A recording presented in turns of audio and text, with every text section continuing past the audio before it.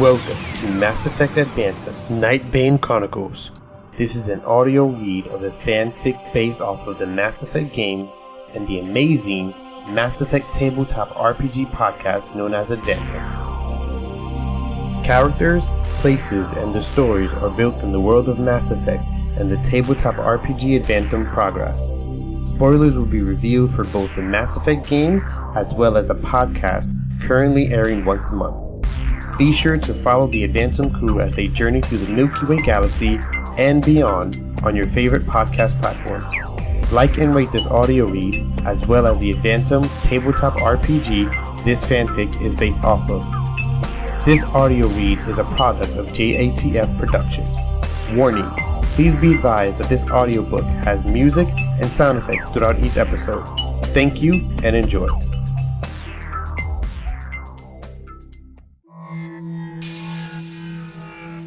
This is Grixx, recalling the time that I convinced Turian there is more than just the past. Hopefully, he took this into consideration and will join us.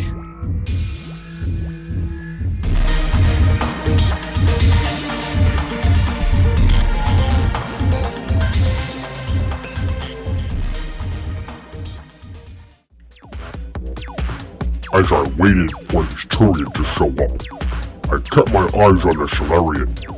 I took my eyes off of him for a moment, and only to be drawn back as he started a commotion. The bartender was not in the mood. His rambling annoyed her to the point that she started to wave over the bouncers. I sighed and quickly intervened. Once I paid for his drinks, the bartender seemed to calm down. I left the Solarian alone for now, as he seemed to be too drunk to do anything else. I got a ping on my Omni tool and quickly checked it. I looked towards the table where the Turian said he'd be sitting. He had no idea what I looked like, so he simply stared off into the void. I made my way over with a drink in hand, and hoping this would make him loose for a conversation with a stranger. Here, you look thirsty. I started off as I slid the Turian brandy next to him and sat down. I didn't know what the hell he would drink, but I figured it was the safe bet. Turns out, I was right. He didn't think twice before he chugged it until he realized this drink should be something he should be shipping. Thanks. What do you want? Straight to business. Well, I need you to get over whatever is tormenting you so you can pilot again. Me and my team, we work for... Do you even know who I am? Do you even know what the hell I've been through? Actually, yes. Your sob story about a family man who had his ass handed to him by a bunch of humans. Well, at least your family did anyways. Except your wife, that is. You have a horrible way of warming up to someone while asking for a favor. I'm not warming up to anyone, and I'm not asking for a favor. This is a job offer. Take it or leave it. I know about your organization. The Jonas Collectives? How cowardly of humans to devise a plan to run away at the first sign of trouble. I'm surprised you're willing to run away from a fight. Not very Krogan of you, is it? Now listen here, Shaw boy. It's the Jonas Collective, you drunk. And we Krogans might be known for running in headfirst into battle. But we only do that when we know we'll be surviving. Our sacrifices will ensure the overall objective. We're not dumb, Turian. We know when our foe is stronger than us. These Reapers that are coming, they aren't something anyone survives. The Reapers? I thought this threat was just plain old Geth. Well, they aren't. Either way, I guess you'll meet them soon enough.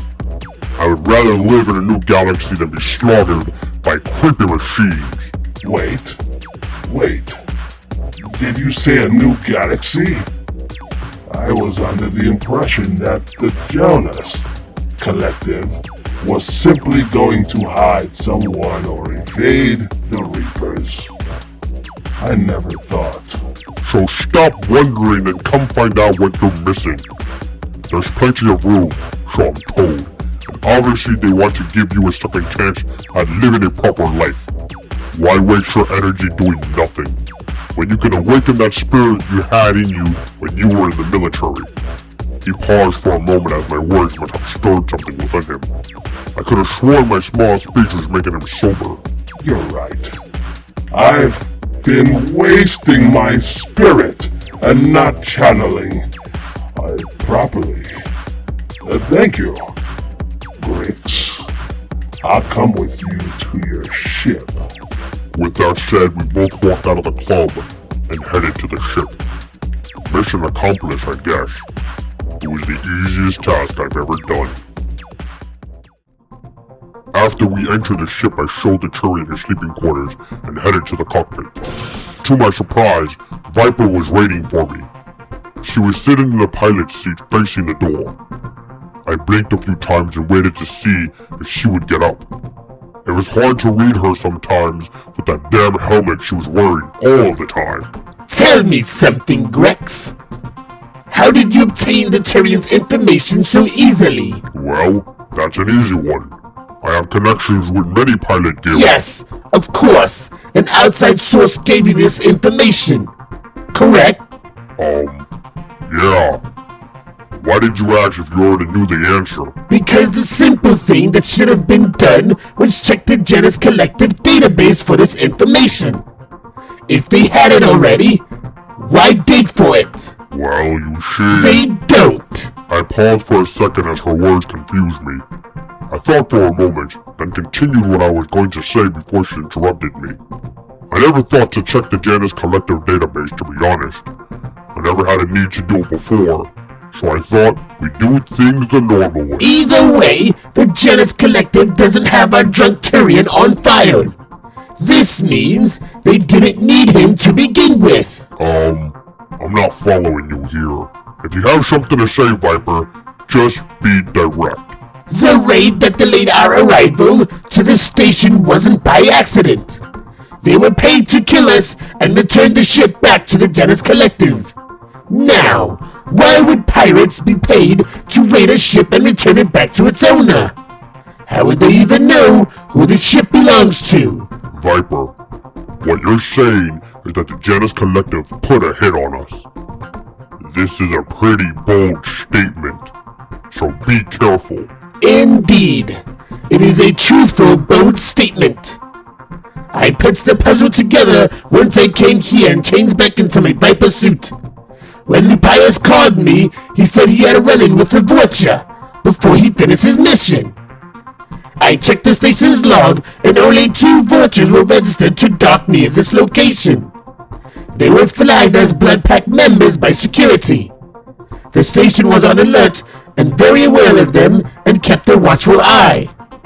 I dug a little deeper and found out they were here to obtain something from a ragtag group that works for the JATF collective. She paused to let this information sink in. After going over it in my mind several times, I growled as my fist tightened. Commander Niggins and his crew were here. Correct!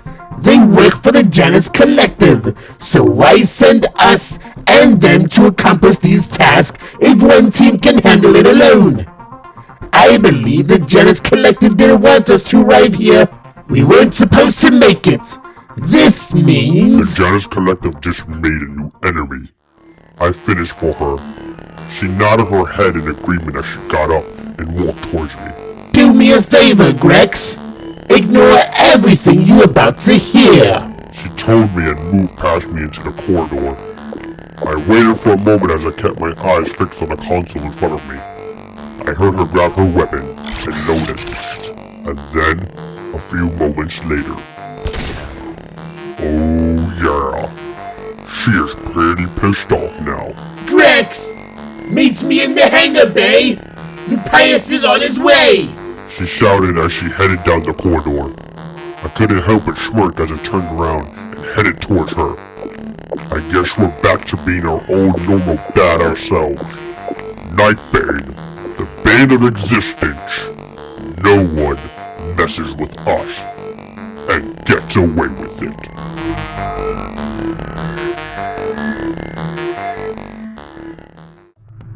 Hidden Scene, Pirate Raid.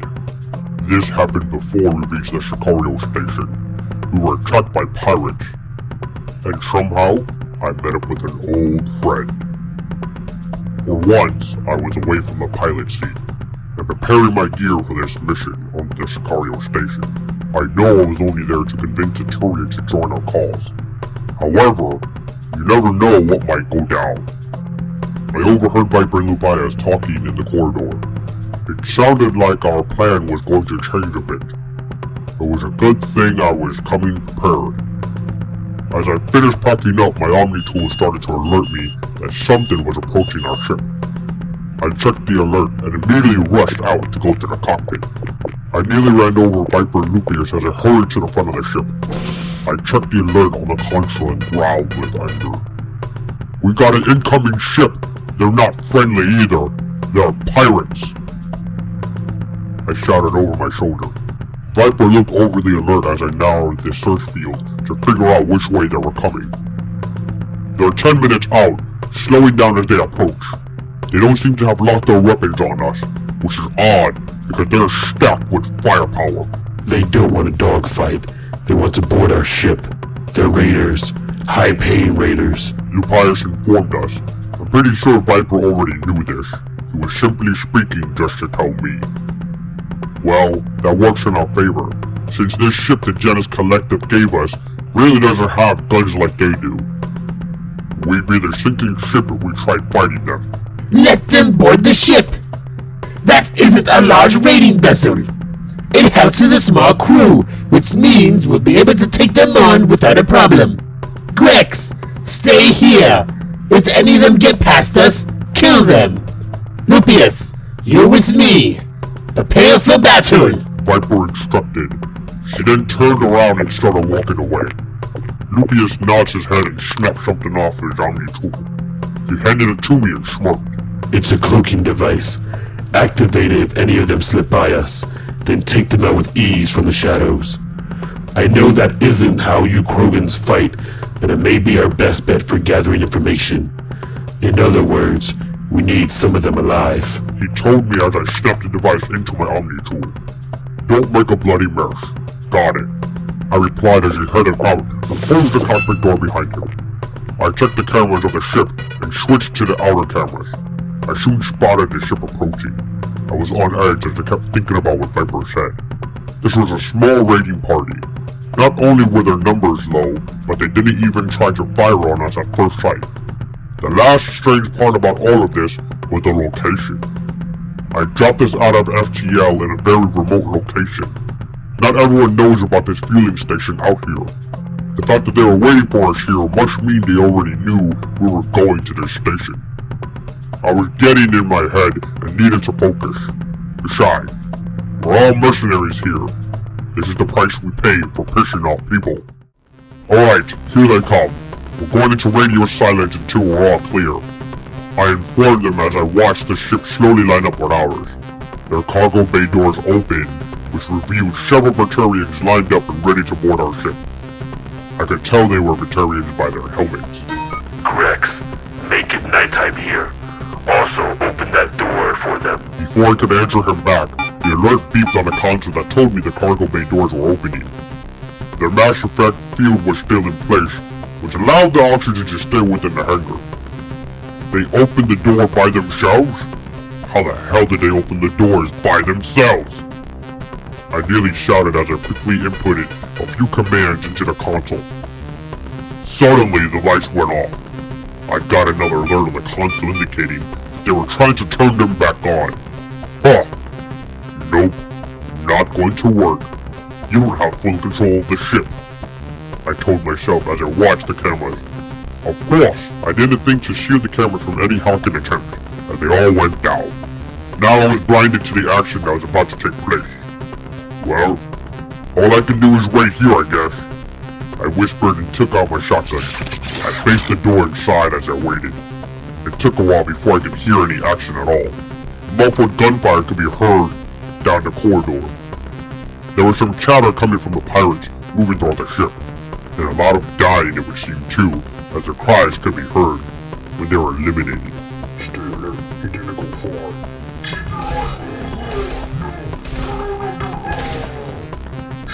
again. We'll catch him. Don't let him slip on you.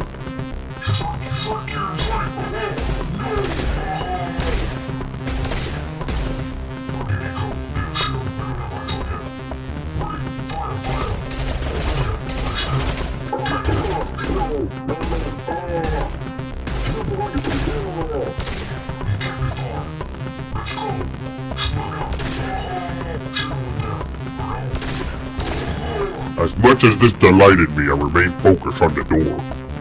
The door suddenly beeped as if someone was trying to open it. I tensed as if ready for a fight. It beeped again, and it denied the person access. A few more times with the same results, and then silence. Suddenly the door chimed and opened as I lifted my gun and aimed.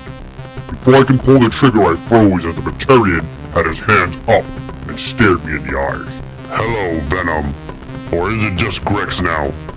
I know for a fact you're not the one walking around in that suit nowadays. I couldn't believe my eyes and ears. This Turian was an old squad mate of mine before my time as a member of Bane. This isn't your kind of score, Dagger. Your value is higher than simple raid missions. I replied as he slowly walked into the cockpit. He tried closing the door, but I already had locked it in its open position. It is, which is why this isn't just a raid mission. You know, smart talk. What the hell do you want? It's complicated. The hell it is. Wasn't complicated enough for you to board this ship. It seems like you already knew who would be on it. So spill it. What do you want? Look, I'm going to be quick about this. I took this bounty because... What? What did you just say? Did you just say bounty? Who the hell wants us killed? Look, I'll get to that in a second. Right now, I'm looking for your help. Well, we're looking for your help. If I don't survive this, you can still help out my brother. Your brother? He's dead. There isn't anyone to help out. That is what I thought. Apparently he isn't. You tried taking a job and climbing all the way to the top just to realize the guy you're supposed to kill is not only your brother, but your dead brother. Dagger, that's impossible. I was there when you... I know, Grixx, I got him killed. I was there too. He died right in front of my eyes because I wasn't paying attention. Apparently, he doesn't remember most of it. This is why we need your help. Instead of killing him, you lied, Dagger. You collected a bounty but kept your brother alive. This is why I took this job. I saw it and snatched it so I can get your help. You've been a ghost for a while now. Once I saw who the targets were... Whoa, let's stop for a second here.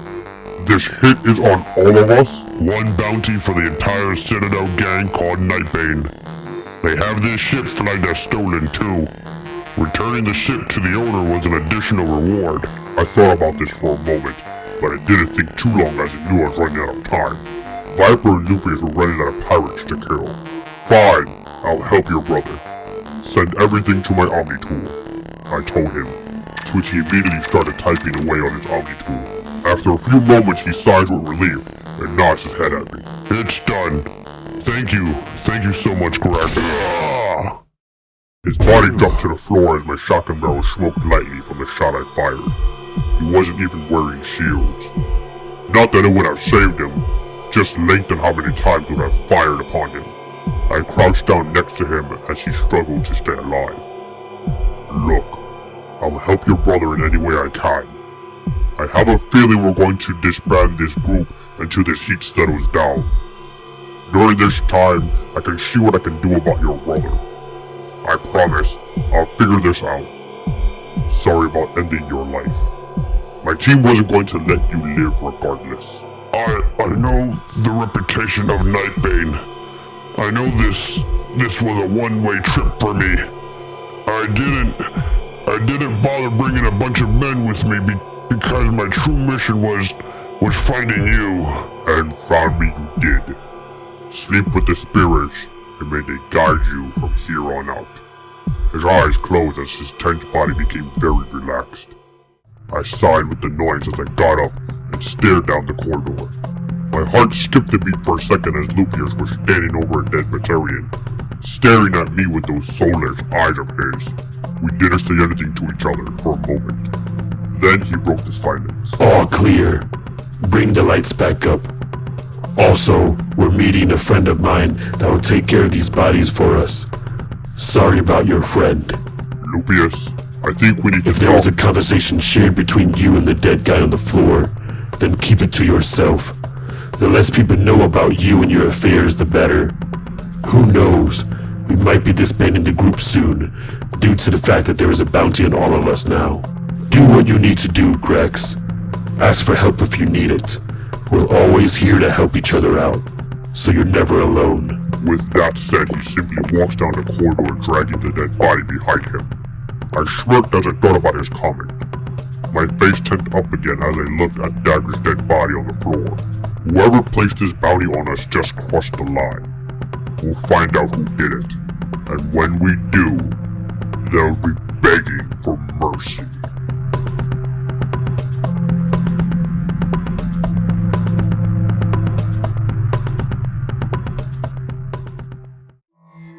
Bane Chronicles character trivia time. Grixx is a wise old Krogan.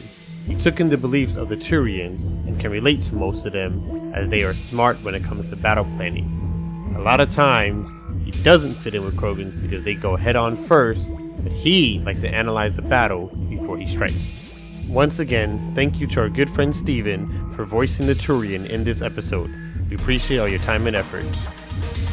Thank you for listening to the Mass Effect Adventum Bane Chronicles. Be sure to find and listen to the Mass Effect Adventum tabletop RPG. Also, join the Mass Effect Adventum Discord for more updates on this audio read, as well as the tabletop RPG Adventum. Thanks for listening in.